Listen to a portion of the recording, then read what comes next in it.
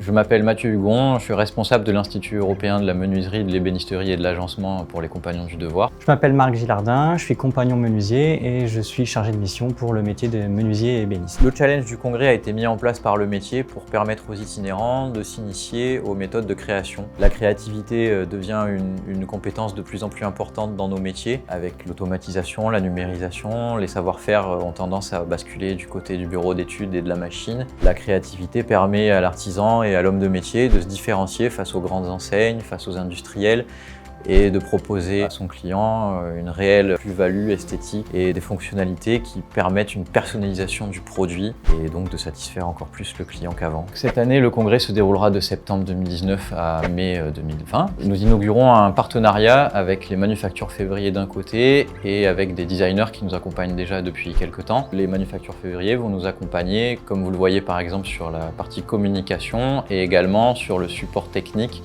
à apporter, puisque la thématique du congrès cette année s'articule autour du bois lamellé-collé et du bois moulé. Le challenge se décompose en 3 parties. La première phase qui est une phase de documentation, de recherche et de compréhension du sujet. La première phase débute dès septembre et se termine fin novembre.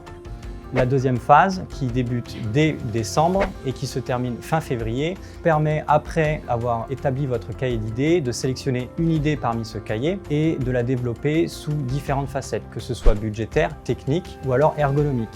La deuxième phase permet également le prototypage, le maquettage de votre pièce.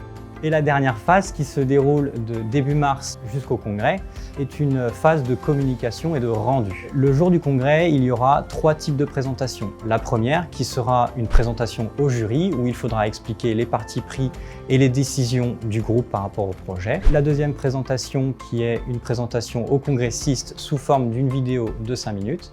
Et la dernière présentation, qui se fera lors des pauses du congrès, avec un stand pour répondre aux questions des congressistes. À l'issue de chaque phase, des rendus seront demandés aux équipes et grâce à ces rendus, le jury, le jour du congrès, pourra définir les différents lauréats du challenge.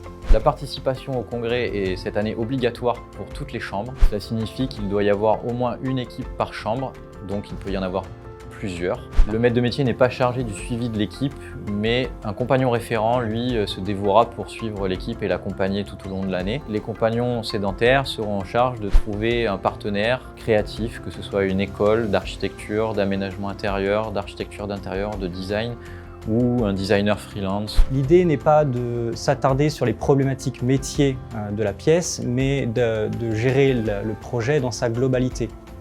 Que ce soit l'aspect, les futurs potentiels clients ou le coût financier, il faut gérer l'ensemble.